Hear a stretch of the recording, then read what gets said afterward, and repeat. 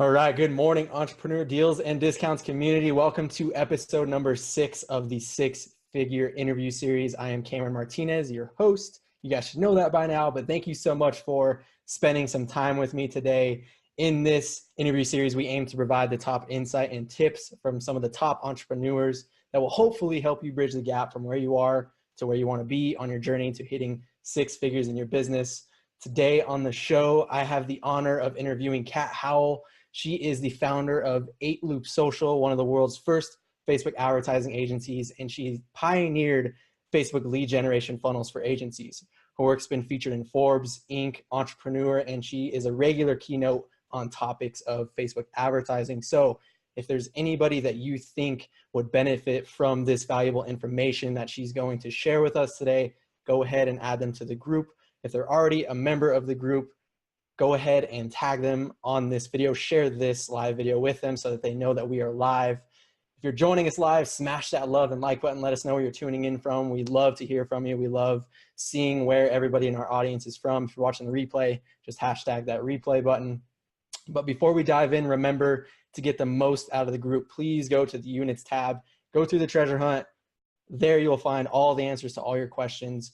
If you're ready to join the Leverage membership and gain access to some of the deals that we have available, you can access that by going to leverage.info/checkout. That's LVRG.info/checkout. So without further ado, I would love to bring on Cat Howell. How are you? I'm good. Thank you so much for having me. And I'm really excited to connect and have this discussion today. Absolutely. Thank you so much for your time. A lot of people, so our audience is made up of a lot of online entrepreneurs, a lot of digital marketers who some of which know who you are, they follow you, they love your content. But will you please, for those who don't know who you are, give us a little backstory to walk us from, explain to us from childhood to middle age to where you are now, what's happened, you know, what was the inspiration behind your business and all that stuff. Oh, okay. Going back to my dad's balls then. Absolutely. Yeah, sure. Why are we here? Why am I here? I guess I'll kind of fast forward a little bit. I was raised in Canada and never really had an entrepreneurial background. I was never one of those people with lemonade stands on the corner of the street. Nothing like that. Believe that if you wanted to have a happy, well-rounded, fulfilled life, you get a good job and you marry somebody and you buy a house and then you buy a car and then you have children with that person, and this is just what people do, right? So I was raised with that whole belief system, like pretty much all of us were. Hardworking parents, hard work pays off, money doesn't grow on trees, all of this stuff, right? And had a very tumultuous teenage years. I kind of went off the rails, very much so. Left the house when I was 14 years old. I was stripping by the age of 16, heavily addicted on drugs, and just totally went off the bandwagon. Luckily, when I was about 18 years old, I decided to take myself to Australia on a trip where I ended up meeting my ex-husband at the time, and he sort of helped pivot my entire life, and ended up studying marketing at university. Again, still wasn't an entrepreneur, still very much had a lot of those beliefs like money only happens to them, the lucky people. There's evil in money and nobility in poverty, all of this stuff, right? And after university, I got a job as a marketing manager for a business association, and all of a sudden I was constantly surrounded by business owners and entrepreneurs and property developers. There's that saying where you are the 5 people that you hang around with, and I now realize just how important the people that you how important it is to curate the people that hang around you because of this reason. So that's when that entrepreneurial spark really happened for me, because I started to realize I knew these people intimately, and I started to realize, well, hey, if Daniel can do this, like he's just a normal guy and he's making it happen, then surely I can make this happen too. And that's when I launched my first business. They completely face planted. I had no idea what I was doing, even though I studied in uni. They don't actually teach you how to run a successful business. Funny that. Only experience can really, and action, being in action can really get you there. And and really, really struggled with the whole entrepreneurial thing. It was horrible. You know, I went from having a paycheck that I knew was going to come into the bank every 2 weeks, 4 weeks holiday every month, where I knew I could actually have a holiday and, you know, unplug from everything, to all of a sudden working 80-hour work weeks, never being able to take a holiday. I gave birth to 2 children. I was working within 2 hours of giving birth, never was able to take maternity leave. So it was intense. And I had too much pride and ego to admit that I didn't know what the hell I was doing. And even just the idea of getting a job was even more depressing, right? Because it's giving up. And that's kind of when I literally was at rock bottom financially. My ex at the time lost his job. He was supporting the family, so it was all on me. And I ended up taking out a massive credit card debt to invest in a mentor, because I was on the verge of an anxiety breakdown. I was literally at my wit's end.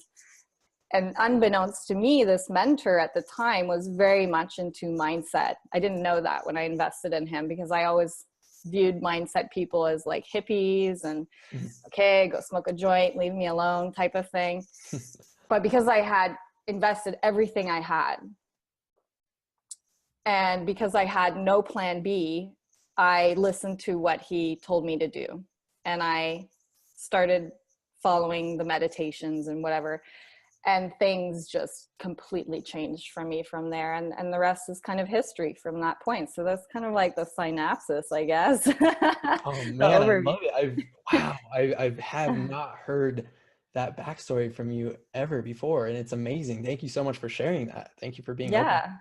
Yeah, of course. I have this quote here that you wrote on Facebook, and I think it's, I was going to wait till later, but I think it's a perfect time to bring it up, because it was, it resonated with me so hard. You said, this whole mindset shit was all pretty fresh to me too. Like, only 2 years since realizing that the way I think had a direct impact on my reality. It's so obvious now that the way I wake up in the morning and my attitude directly impacts every single choice that I make every day. And you and I both know that if I thought, acted, and behaved like the person who ran a $100 million company, I'd be running a $100 million company. I would spot opportunities that someone with a different perspective wouldn't even notice. Sometimes the personal, financial, spiritual growth and successes happen on the back end of something really hard. Like, wow, that is so powerful. Will you dig into that a little bit and tell us why, like, why did that just come up in your life so many years later? Right. Like, you know, I look back on that and I'm like, how did I not like, how did I think this was woohoo, you know? Because it just makes so much sense. The way you wake up, the attitude, the perspective, the lens that you are wearing, and all those beliefs and stories that you have around how this world works and your identity and your place in it, of course, is going to impact every single decision that you make of every single second of every day, right? And every decision that you make of every single second of every day will obviously impact the reality that you are in. And so the thing that I realized about this is that if you were thinking, behaving, and acting, if you had the mindset, if you were aligned, basically, if you were aligned to the frequency of where you really want to be. So let's say you want to have, you mentioned everyone here wants to do 6 figures in their business. So you want to do 6 figures, or maybe it's your first million. Let's say you want to crack your first million, and you want to drive a nice car, and you want to be able to travel first class, and you want to be able to look after the people that you love. Like, that's your dream, that's your vision. The thing is, if you're not there right now, it's because you're not aligned to it, the things that you're doing, because if you were, you would be there. Plain and simple. That's actually like how simple life works. So here's the issue with that, though, is that our behaviors are so ingrained in us, and our like, have you ever tried to change the way you think about something? Absolutely. It's really hard. Yeah.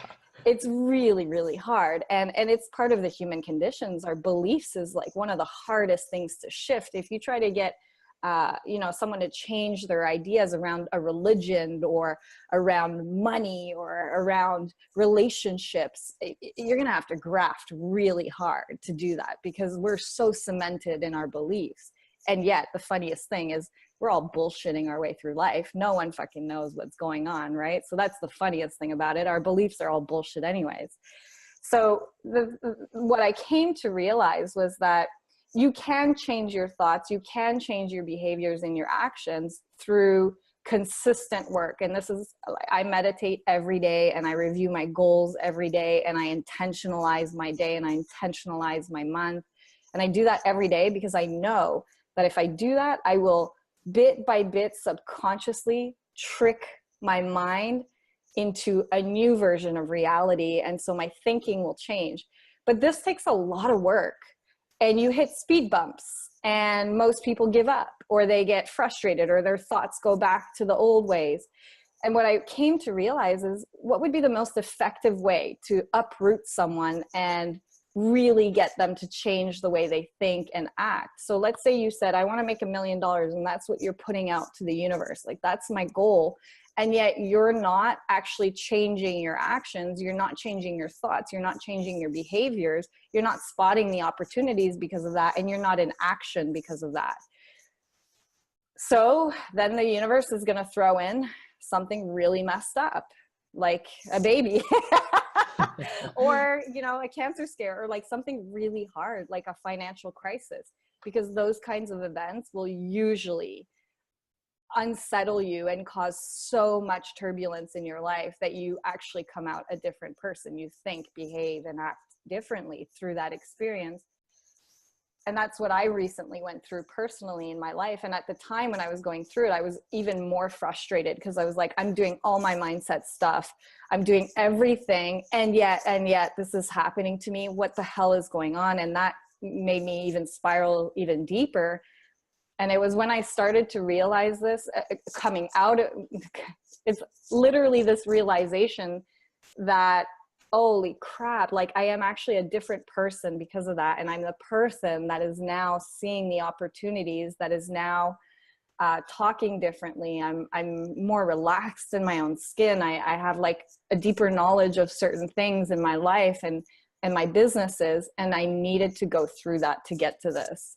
So that was a big eye opener for me, because I think a lot of us will hit walls really, really hard in the entrepreneurial journey. And I think the best piece of advice I can give you is, if you are in a situation where it feels like you're backed into a corner and you're frustrated because you're seeing people around you succeed, and you feel like you're spinning your wheels, what I would say to that is, typically my biggest growths in my businesses have always come on the back of those kinds of experiences. Like when I invested in my mindset, I was at my lowest point at that stage. Yeah, totally. So much value. I can't even explain it. And I have a question. So that quote was very recent, maybe a week ago. Yeah, like 3-4 days ago. Yeah. But you have run a successful ad agency and other successful businesses before that. So I'm curious, why now? Like, what transpired? Obviously it wasn't the successful businesses that were making you happy. What happened in between there? So I was very happy. Okay, so wait, hold on. Here's the thing. Okay, I don't know how deep you guys want to go here. First of all, I don't think happiness is the goal in life. I think happiness is just a state of emotion, and experiencing all sorts of emotions is actually a good thing.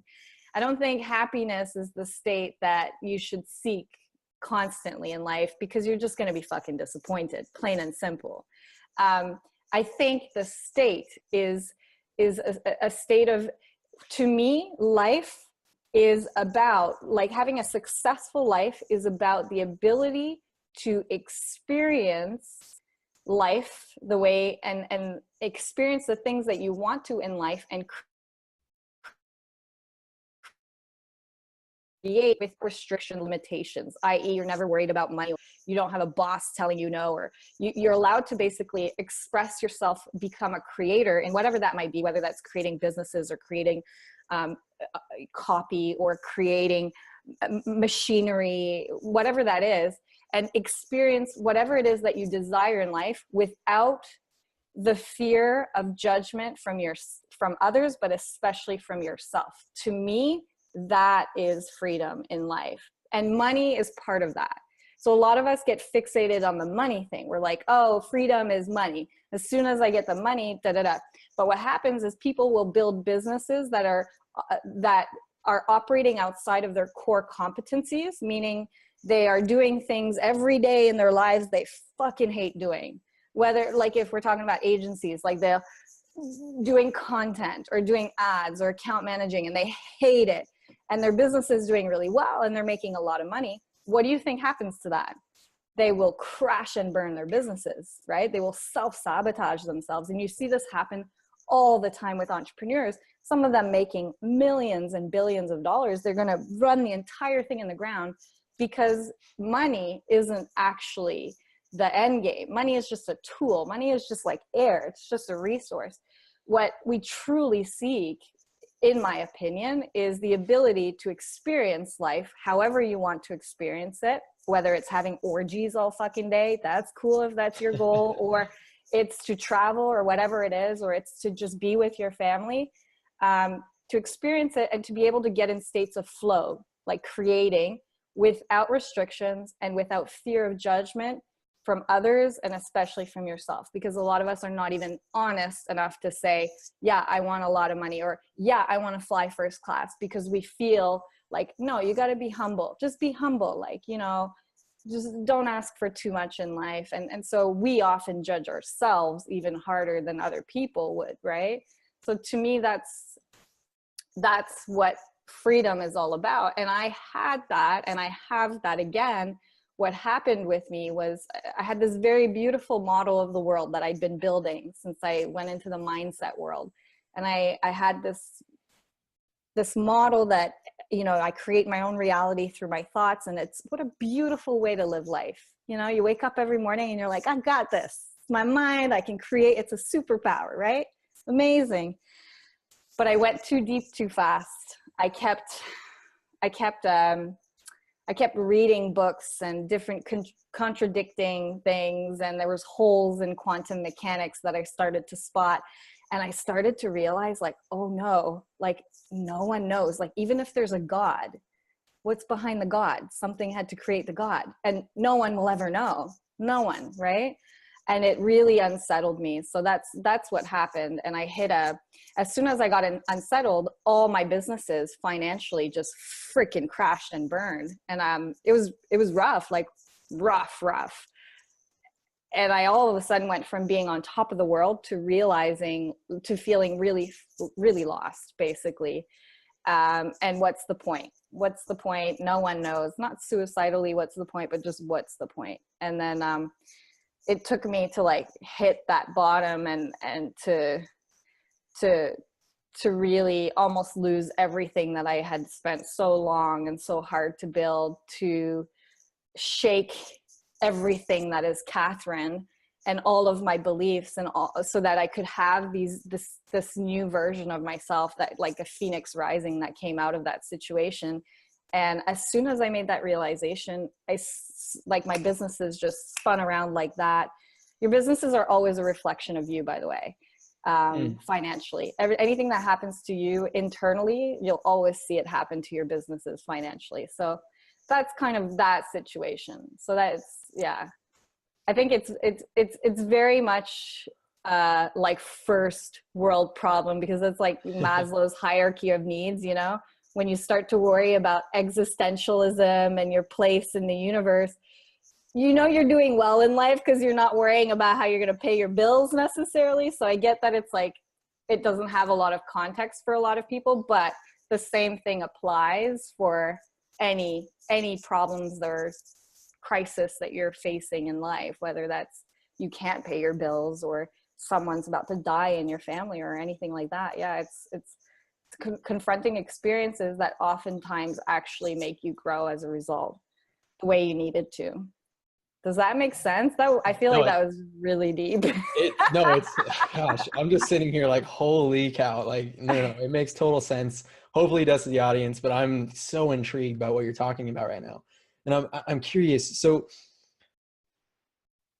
back when you said jumping into the mindset world, right? Did you have businesses before then?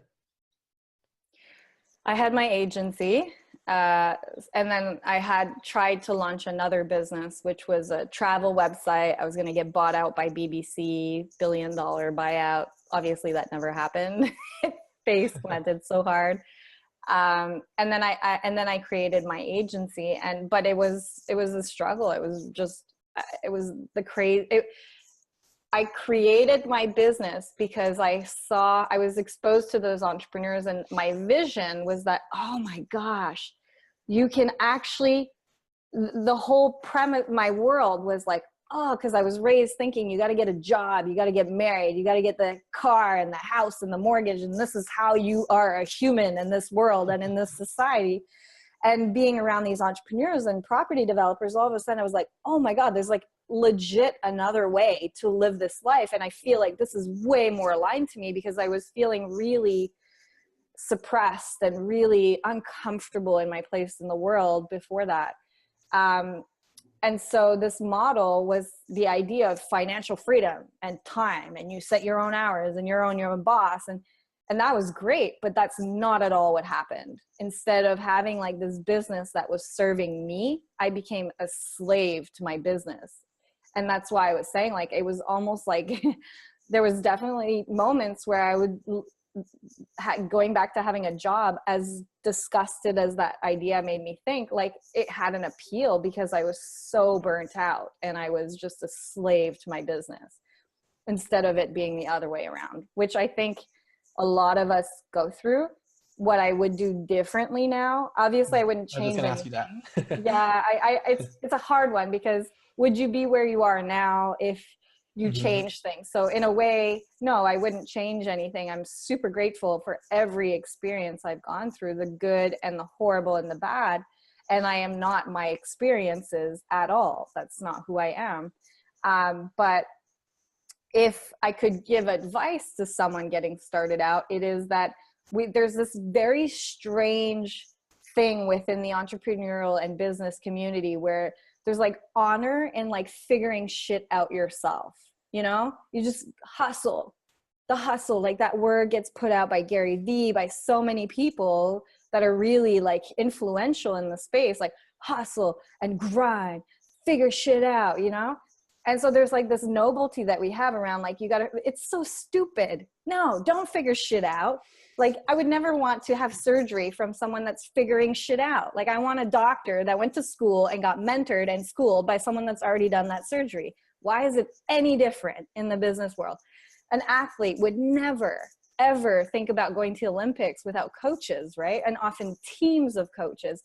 And yet within the entrepreneurial and business community, a lot of us are very resistant to the idea of like tapping into people that have already been there, already done that. And so my sister and I are launching another business at the moment. And like the very first thing I did was pretty much build a whole team of mentors around us, because we've never done physical products before. We have no idea what we're doing. And so option A, we figure it out ourselves. We go through a lot of like huge dives and some massive highs, I'm sure, as well. Or option B, we actually ask people that have been there, done that, experienced those pain points, so we can bypass that. So that would be my advice, is tap into people.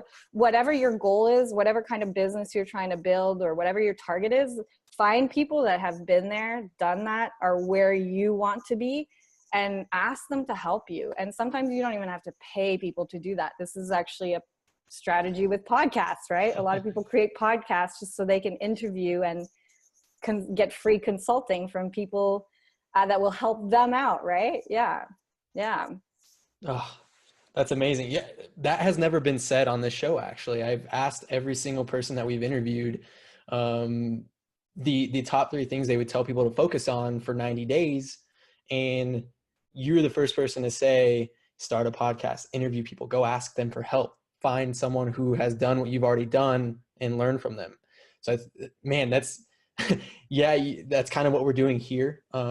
And also trying to provide value to our audience. But I think that's so valuable because, like you were saying, it helps you. You wouldn't have changed anything, but maybe you could have been one step further in your process earlier. I suspect I would probably be $100 million richer at the pace that I'm growing at. I think I'd be, so I'm grateful for my journey and I will never change anything. But I suspect that if I had tapped into mentors a lot sooner, I'd be a lot richer. A lot. Yeah, definitely. Yeah. That's amazing. To kind of sum up everything that you've talked about so far, because you've dropped a lot of value, and anyone tuning in right now, please sum up the things that we as entrepreneurs who may be starting out or on that journey to hit 6 figures, or we're struggling in some area of our business. What would you tell them to help them in where they are right now? Hands down, your mindset. Yeah. Like and the reason I say this is, so one of my businesses is where we work with agency owners and freelancers and people that want to start a business. And we have a system, and it's literally a machine. It's like a plug and play machine, and it works. There's honestly, there's nothing magical about it. It's just a system. And what we noticed is that for some people, it doesn't work. And we were like, why is this happening? And then we realized, what's the one variable that's different between these people? And that is them. It's their mindset. It's their attitude. It's their perspective. It's their lens. So that's when we started to bring on like mindset coaches, and Jesse Elder, who's my personal coach. And the as soon as we did that, like the results, it wasn't even like a coincidence. It was night and day. Like people went from landing like 5K accounts to like 50K accounts within like the space of a week. And the only shift there was just feeding their mindset, like just making them realize that what goes on in here has a direct impact on what they're actually seeing inside of or experiencing in their outer world. So hands down, it doesn't matter what coach you have. It doesn't matter what strategy you follow. It doesn't matter what funnel you build. It doesn't matter what tools you end up using. If you don't believe you deserve success, if you here's a story a lot of us subscribe to, that you have to hit rock bottom to hit success, right? So a lot of us subscribe to that story because that's like been passed down from like generations over 7,000 years, right? So when it served us at one time, but not in the world we're in anymore. So if you have any of those beliefs or stories that you're subscribing to, it doesn't matter what tools you use. It doesn't matter what mentor you tap into. None of it is going to work. Or if it does work, it will work temporarily, and you will then self-sabotage the entire thing and crash everything into the ground, which everyone's seen people do that as well. So I think the most important thing you can do, hands down, is to invest in your mindset. And the same way that we go to the gym to stay fit, or, you know, we actually like do this already in our lives, and yet we don't prioritize this muscle that is actually responsible for the entire reality that you're seeing. So it's the most important muscle, more important than your biceps, your legs, and your buttocks, right? Yeah. And we don't actually prioritize that. And if we do, it's like, oh, I'm going to meditate for 5 minutes, or I have to do this. And so I would say that without that ingredient in place, it's going to be very, very hard for you to maintain success and to maintain a state of life where you can be in flow as often as you want, and you can experience things without giving a shit what other people think, and allowing yourself the freedom to do that. Yeah. I love it. Yeah. I want to get tactical real fast, because what we haven't gotten into, and I'm grateful for everything that we've talked to, because I know that you probably get asked about Facebook ads in your agency all the time. And I do want to ask a question about that, strictly for the growth of people's businesses. as someone who's in the marketing space all the time, someone who's grown a successful agency, for those people who may be ready to, heavily invest in their marketing to grow their business, what would you tell them they need to be looking out for coming up in the next year or so? So any kind of business, like e-commerce or? Sure. Okay. In the next year. So I would say, I mean, it's pretty across the board. Here's my, probably like the thing that's working really well right now.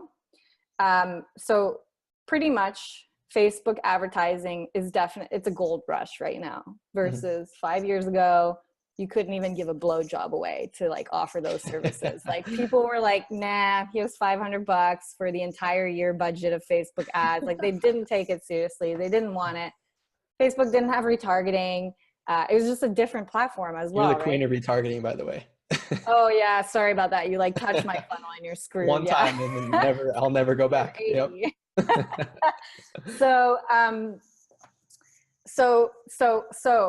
we're in this gold rush, and which is great if you're offering these kinds of services, right? And all these advertisers are jumping on the platform, and all these businesses and entrepreneurs, and there's millions of them, right? And what's happening is Facebook is running out of real estate for advertisers. And this is why costs start to go up, right? Your cost per click. We used to get cost per clicks for like 5 cents, and now it's like an average of about $2, right?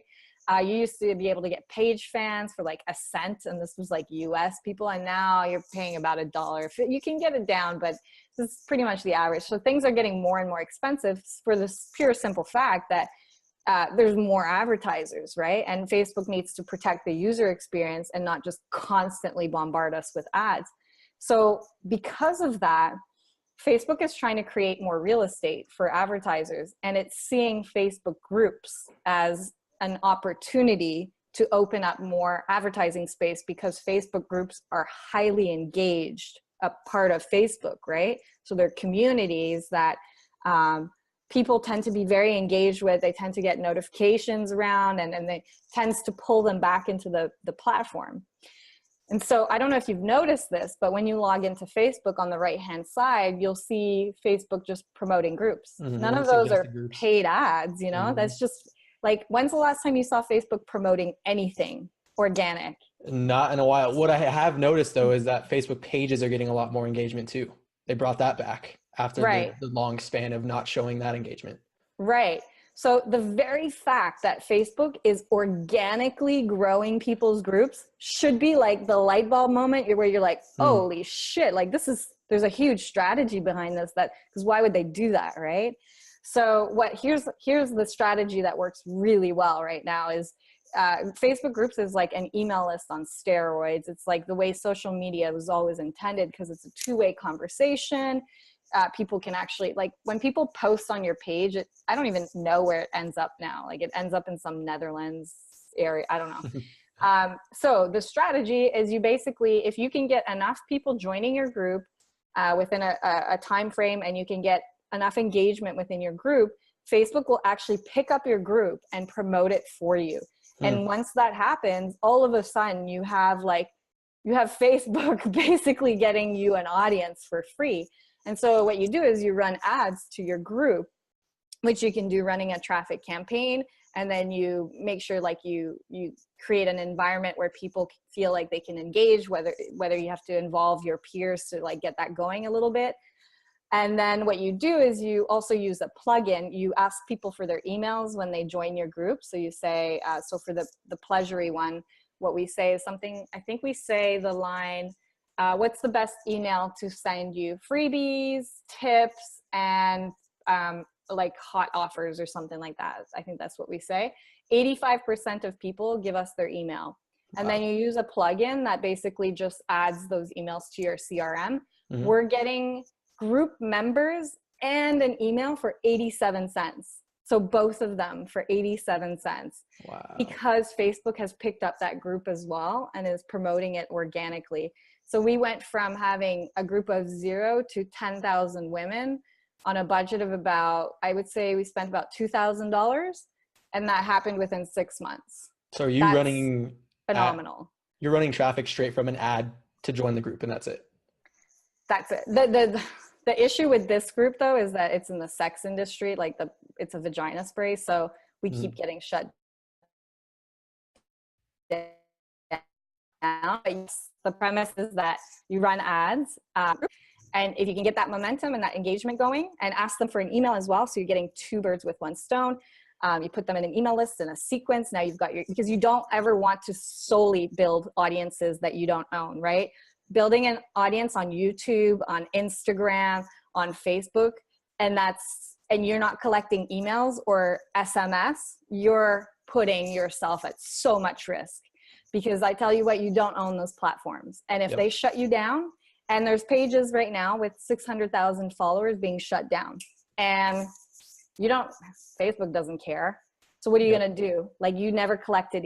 So that's really important. Like, always build your own audience, whether that's email or SMS or like a mailing address so you can send direct mail, but always collect that kind of information, because you don't own them and they could shut you down tomorrow and then you've lost pretty much everything. PewDiePie, I think that happened to him, right? Yep. He got booted off of YouTube. They got pissed off with him and kicked him off. Yep. And like one of the biggest ones, right? Yeah. And Logan Paul as well.